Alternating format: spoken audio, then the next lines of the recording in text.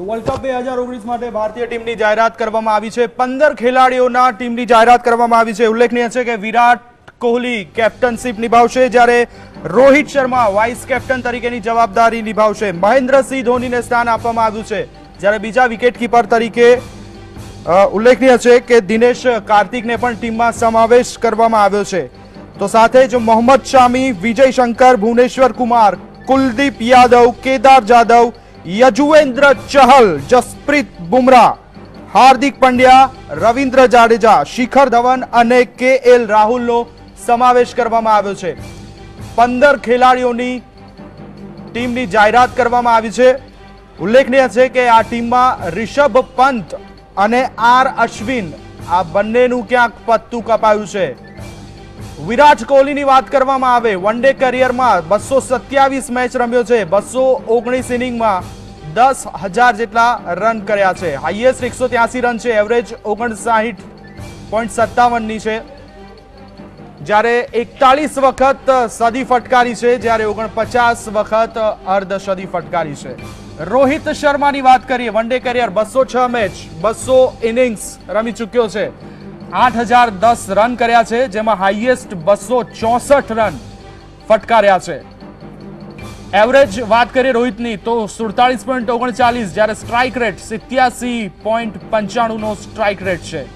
22 વખત સેન્ચુરી ફટકારી, જ્યારે 41 વખત અર્ધશદી ફટકારી છે। બીજી બાજુ Mahendra Singh Dhoni 341 match, 289 inning, 10,500 run, highest 183, 50.72 ની એવરેજ, સ્ટ્રાઇક રેટ 87.55 નો સ્ટ્રાઇક રેટ, 10 વખત સદી ફટકારી છે, 71 વખત અર્ધ સદી ફટકારી છે। મોસ્ટ સિનિયર પર્સન કહી શકાય ટીમમાં વર્લ્ડ કપમાં। 314 કેચ પકડ્યા છે, જ્યારે 120 સ્ટમ્પિંગ કર્યા છે। ત્યારબાદ Shikhar Dhawan 128 match, 127 inning, 5,355 run one day કરિયરમાં, હાઈએસ્ટ 143 રન ફટકાર્યા છે, એવરેજ 44.62 ની, જ્યારે સ્ટ્રાઇક રેટ 93.79 નો। 16 વખત સદી ફટકારી છે, જ્યારે 27 વખત શિખર ધવને અર્ધ સદી ફટકારી છે। KL રાહુલની વાત કરીએ તો રન 343, હાઈએસ્ટ 100 રન ફટકાર્યા છે, એવરેજ 34.30 ની છે, જ્યારે સ્ટ્રાઇક રેટ 80.89 નો સ્ટ્રાઇક રેટ। એક વખત સદી ફટકારી છે, જ્યારે 2 વખત અર્ધ સદી। જ્યારે 14 મેચ રમ્યો છે। કેદાર જાધવની વાત કરીએ 59 મેચ, જ્યારે 40 ઇનિંગ રમ્યો છે। આજ અંગે વાત કરીએ અમારા સંવાદદાતા પ્રવીણ અમારી સાથે છે। પ્રવીણ, 15 ખેલાડીઓની ટીમની જાહેરાત કરવામાં આવી છે। ઉલ્લેખનીય છે કે 15 ખેલાડીઓમાં Mahendra Singh Dhoni most senior, Virat Kohli captain, જ્યારે રોહિત શર્મા વાઇસ કેપ્ટન। પણ અહીંયા એક સવાલ એ થાય કે મોસ્ટ સિનિયર આર અશ્વિન અને ઋષભ પંતને પડતા મૂકવામાં આવ્યા છે। જે પસંદગી કરવામાં આવી છે તે ખેલાડીઓનું પણ સ્ટ્રાઇક રેટ અને એવરેજ સારી છે। શું કહેશો આ ખેલાડીઓની પસંદગી વિશે? જી દેવાંગ, ગઈકાલે જ્યારે જાહેરાત થઈ કે 15 નામો ડિક્લેર થશે વિશ્વકપ માટે, તો આમાં તમે વાત કરી માત્ર એક જ નવાઈ છે કે રિષભ પંત ડ્રોપ થયો, બાકી કોઈ નવાઈ નથી આ ટીમમાં। ઓવરઓલ 15 નામોની વાત કરીએ, ઘણી બધી ચર્ચા હતી દેવાંગ। જો MSK પ્રસાદ સિલેક્શન કમિટી સાથે બેસે અને 3 કલાકની બેઠકના અંતે કોઈ નિષ્કર્ષ આવે તો સૌથી મોટો મહત્વનો મુદ્દો એ હતો કે નંબર 4 માટે 2015ના વિશ્વકપ બાદ જે પણ પ્રયોગો થયા એ પ્રયોગો બાદ સિલેક્શન કમિટી કયા નિષ્કર્ષ પર આવે છે। ચલો, અંબાતી રાયડુ નથી, એક નામ ભૂલાઈ ગયું, અંબાતી રાયડુ નથી, મનીષ પાંડે નથી, રિષભ પંત નથી। બીજો મુદ્દો એ હતો કે બેકઅપ ઓપનર તરીકે લોકેશ રાહુલ સાથે રિષભ પંત પણ કોમ્પિટિશનમાં હતો। એટલે કે લોકેશ રાહુલ, માનીએ કે 2000 ગઈ IPL ની વાત કરીએ સારું ફોર્મ હતું, પરંતુ વન ડે અને T20 ક્રિકેટમાં એ આંકડાઓ નથી જે આંકડાઓ જોઈએ હાલની ઇન્ટરનલ કોમ્પિટિશનમાં 15 કે 11માં જગ્યા બનાવવા માટે। જે 15 નામો છે, બેટિંગ સ્લોટથી શરૂઆત કરીએ। Batting order as it is છે, કોઈ છેડછાડ નથી, માત્ર રિષભ પંતને બાદ કરીએ। સૌથી મોટો સવાલ એ હતો બીજા નંબરનો કે મહેન્દ્રસિંહ ધોની સાથે બેકઅપ વિકેટકીપર કોણ?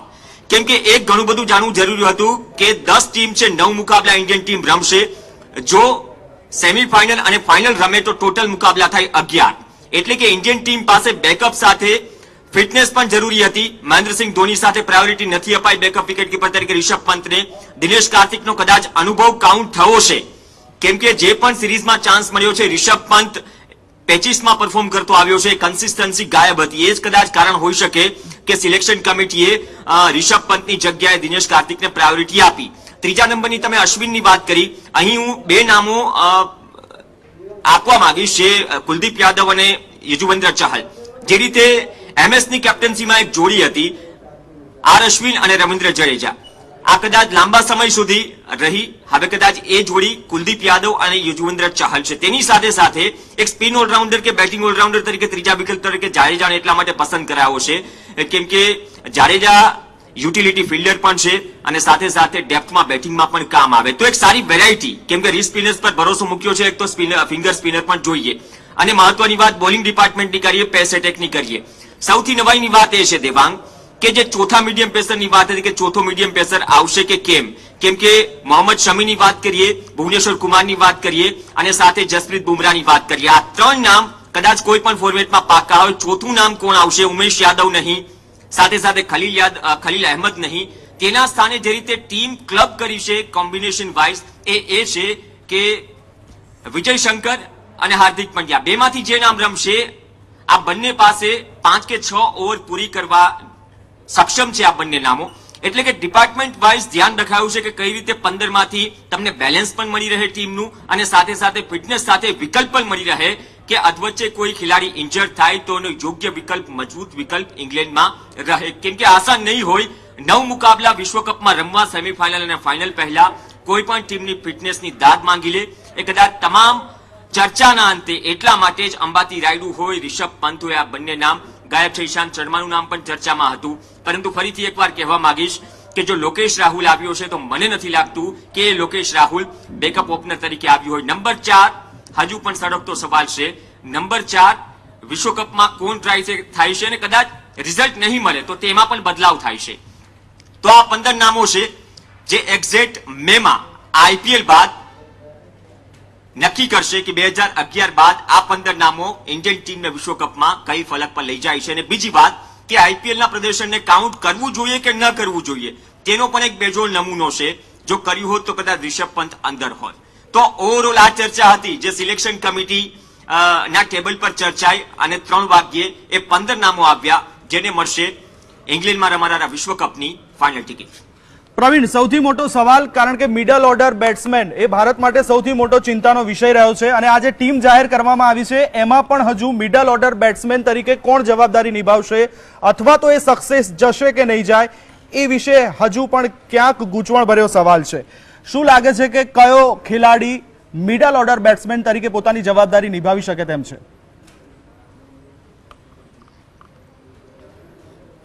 જે નામો છે દેવાંગ આપણી સામે છે. મિડલ ઓર્ડરમાં ઘણા બધા નામો છે જે વર્ષ 1.5 વર્ષથી ટ્રાય થાય છે. ઓપનર સિવાય જે બાકીના નામો છે મિડલ ઓર્ડર ટ્રાય કરીએ. નંબર 3 પર વિરાટ કોહલીની વાત કરીએ. નંબર 4 પર હું એમ કહીશ કે મહેન્દ્રસિંહ ધોની પણ ટ્રાય થાય આ વિશ્વકપમાં. 5, 6 અને 7 સૌથી ક્રુશિયલ રોલ એ છે કે 4 નંબર બાદ 5, 6 અને 7 સૌથી તમે જે જવાબદારીની વાત કરી, એક ફિનિશરની તલાશ. મહેન્દ્રસિંહ ધોની બાદ એવું કયું નામ છે જે ઇન્ડિયન ટીમને એ સ્ટેબિલિટી આપી શકે? અહીંયા કદાચ દિનેશ કાર્તિક બેટ્સમેન તરીકે પણ રમી શકે. ભૂતકાળના છેલ્લા 1.5 વર્ષની અંદર ઘણી બધી વનડે સિરીઝ જોઈ છે કે રિષભ પંત હોય કે દિનેશ કાર્તિક હોય, બંને એઝ એ બેટ્સમેન તરીકે પણ રમ્યા છે મહેન્દ્રસિંહ ધોની સાથે. તો એ વાતમાં પણ કોઈ કચાશ નથી. પરંતુ હા, એક વાત નક્કી છે કે તમે મનીષ પાંડેને છેલ્લી 2 કે 4 સિરીઝથી કન્સિડર નથી કરી રહ્યા, 15માં પણ નથી કરી રહ્યા. આ મનીષ પાંડે 2015ની વિશ્વકપની ટીમમાં હતો. અંબાતી રાયડુ પણ ઘણા લાંબા સમય બાદ કમબેક કરે છે. ઇંગ્લેન્ડ સામેની જે ઓવરસીઝ સિરીઝ હતી ઇન્જરીના કારણે ગુમાવી ફરીથી ફોર્મ સાથે પરત ફરે છે, પરંતુ ડોમેસ્ટિક સર્કિટ પર એટલા મુકાબલા રમ્યો નથી. IPLમાં એવું પ્રદર્શન નથી, કદાચ એટલા માટે અંબાતી રાયડુ સાઇડ ટ્રેક થયો. તમે જે વાત કરી કે મિડલ ઓર્ડર, તમારી પાસે જે નવી આશા છે, નવી આશા એ છે કે તમારી પાસે વિજય શંકર છે, તમારી પાસે હાર્દિક પંડ્યા છે, રિષભ પંત તો છે નહીં, MS ધોની છે. આ 3 સ્લોટ છે અને સાથે જ દિનેશ કાર્તિકની વાત કરીએ, કેદાર જાદવની વાત કરીએ તો તમને એ વેરિએશન મળી જાય છે. એક પાર્ટ ટાઈમરના રૂપમાં, એક મિડલ ઓર્ડર બેટ્સમેનના રૂપમાં તમારી પાસે 3 સ્લોટ છે. 3 સ્લોટ સામે 2 મજબૂત વિકલ્પ પણ છે, એટલે કે તમને વેરિએશન મળી જશે. એ થાળી પીરસાઈ છે 15માં. જે થાળી છેલ્લા 1.5 વર્ષથી પીરસાતી આવી છે. માત્ર એક વિજય શંકરને બાદ કરી દઈએ તો નામો એ જ છે, પણ જે વિશ્વાસ મૂક્યો છે એ વિશ્વાસ પર ખરું ઉતરવાનું છે. કેમ કે જ્યારે પણ ન્યુઝીલેન્ડ સામેની સિરીઝમાં ઇન્ડિયન ટીમ ફેલિયરના કારણે હારી, ઘર આંગણે ઓસ્ટ્રેલિયા સામે સ્ટ્રગલ કર્યું, એક જ મુદ્દો હતો કે મિડલ ઓર્ડરમાં MS બાદ એમ મેચ્યોરિટી દેખાડવી પડશે નવા નામોએ એગ્રેશન સાથે સાથે, જે કદાચ 1-1.5 વર્ષથી ગાયબ હતી. અને એના કારણે જ આટલી ઉથલપાથલ થઈ છે. એના કારણે જ 2 કે 3 નામો જે દાવેદાર હતા એ બહાર થયા છે. પ્રવીણ, બોલિંગ ઓર્ડરની જો વાત કરવામાં આવે, બેટિંગ ઓર્ડરમાં ઓકે, આપણી પાસે ક્યાંક સારા બેટ્સમેનો છે અને ભૂતકાળના પરફોર્મન્સને જોઈને તેમને સ્થાન આપવામાં આવ્યું છે, પરંતુ બોલિંગ ઓર્ડરની જો વાત કરવામાં આવે, ઇંગ્લેન્ડની પીચો ઉપર બોલિંગમાં કેવું પ્રદર્શન કરવું, ક્યાંક મોસ્ટ સિનિયર બોલર્સની જરૂર હતી. જે નામ સામે આવ્યા છે, શું આશા પૂર્ણ કરી શકશે? અત્યારે સિનિયરની વાત કરીએ તો દેવાંગ, શમી અહેમદ કે ભુવનેશ્વર કુમાર સિનિયોરિટીમાં આવી શકે. છેલ્લા 2 વર્ષથી જે રીતે આ જોડી ઇન્ડિયન ટીમ માટે ટેસ્ટ ક્રિકેટ હોય, વન ડે ક્રિકેટ હોય, T20 ક્રિકેટ હોય, દરેક સર્કિટ પર જે રીતે આ બંને એન્ડથી જે બેલેન્સ આપી રહી છે ઇન્ડિયન પેસ એટેકને. અને બીજી વાત કે જસપ્રીત બુમરાહ, આપણે જાણીએ છીએ કે એક એવું નામ જેને બહુ ચુનિંદા ક્રિકેટ રમાડાય છે, કેમ કે ફિટનેસ બહુ જરૂરી છે. આ નામ હુકમનો એકો સાબિત થશે વિશ્વકપમાં. એક્સપિરિયન્સની કોઈ કમી નથી આપણી પાસે. ચર્ચા તમે એક્સપિરિયન્સની કરી. 2013માં જ્યારે જેમ્સ પોકનર સામે જ્યારે 28 કે 30 રનની ઓવર પડી, ઈશાંત શર્માનું વન ડે કરિયર પૂરું થઈ ગયું. 2015માં જ્યારે વિશ્વકપ માટે ઈશાંત શર્માનું સિલેક્શન થયું, ઇન્જરીના કારણે બહાર થયું, મોહિત શર્મા આવ્યો અને અચાનક જ એવા સમીકરણો બની ગયા કે મોહિત શર્મા મેક્સિમમ તમામ ગેમ 2015માં ઓસ્ટ્રેલિયાની ધરતી પર રમ્યો. ભુવનેશ્વર કુમાર માત્ર એક જ ગેમ રમ્યો. અત્યારે એ પરેશાની નથી. તમારી પાસે ફોર્મેટ સેટ છે, એ 3 નામો સેટ છે કે જે રેગ્યુલરલી તમને એ સર્વિસીસ પૂરી પાડી શકે, એ રોલ નિભાવી શકે, જે અલગ અલગ સિચ્યુએશનમાં. જ્યાં સુધી ઇંગ્લેન્ડની વિકેટોની વાત કરી, આજકાલ વ્હાઇટ બોલ ક્રિકેટમાં, વન ડે ક્રિકેટમાં કુકાબુરાના બોલમાં દેવાંગ બેટિંગ ફ્રેન્ડલી વિકેટો પીરસાય છે. બહુ ઓછું જોવા મળે છે કે બેટિંગ અને બોલિંગ વચ્ચે, બેટ અને બોલ વચ્ચે કોમ્પિટિટિવ ક્રિકેટ જોવા મળે. 2013ની ચેમ્પિયન્સ ટ્રોફી લઈ લો, 2017ની ચેમ્પિયન્સ ટ્રોફી લઈ લો, આપણે જાણીએ છીએ કે ઇન્ડિયન ટીમે એકમાં ચેમ્પિયન બની, એકમાં રનર્સઅપ બની અને કઈ રીતે બેટ્સમેનો ડોમિનેટ કરતા ગયા. તો આ વિકેટો પર કદાચ માની શકાય કે ઉમેશ યાદવ જેવા નામની જરૂર હતી કે જો તમને પેસવાળો ટ્રેક મળે તો ત્યાં એવું નામ હોવું જોઈએ તો સ્પીડથી અને બાઉન્સરથી બહાર કરી શકે. શામી અહેમદ પર ઘણું બધું નિર્ભર કરશે ઇન્ડિયન ટીમ, જેમ 2015માં પણ નિર્ભર કરી હતી. ભુવનેશ્વર કુમારની એક અલગ વેરાયટી છે, જસપ્રીત બુમરાહની એક અલગ વેરાયટી છે. સાથે સાથે હાર્દિક પંડ્યા જેવા નામથી કે વિજય શંકર જેવા નામથી પણ એક્સપેક્ટેશન રહેશે કે આ પેસ એટેકને એ બેકઅપ પૂરું પાડે. જેમ કે એકાદ over on end of day ખરાબ રહી તો એ રોલ બાકીના હોય નિભાવવો પડશે. ઓવરઓલ બોલિંગ એટેક છેલ્લા 1 કે 1.5 વર્ષમાં ઓવરઓલ તમામ ટીમોમાં ઇન્ડિયન ટીમનો બેસ્ટ રહ્યો છે. એ જ બોલિંગ એટેક અપાયો છે. પાછળ વળીને સિલેક્શન કમિટીએ નથી જોયું કે ઈશાંત શર્મા પાસે જવું, ઉમેશ યાદવ પાસે જવું, ખલીલ અહેમદ જે ટ્રાય કરાયો તેની પાસે જવું, શ્રીનાથ હરવીના ઘણા નામો ટ્રાય થયા હશે. જે બેસ્ટ છે તે પીરસાવું છે. જી પ્રવીણ, આભાર આપનો સમગ્ર વિગત આપવા બદલ.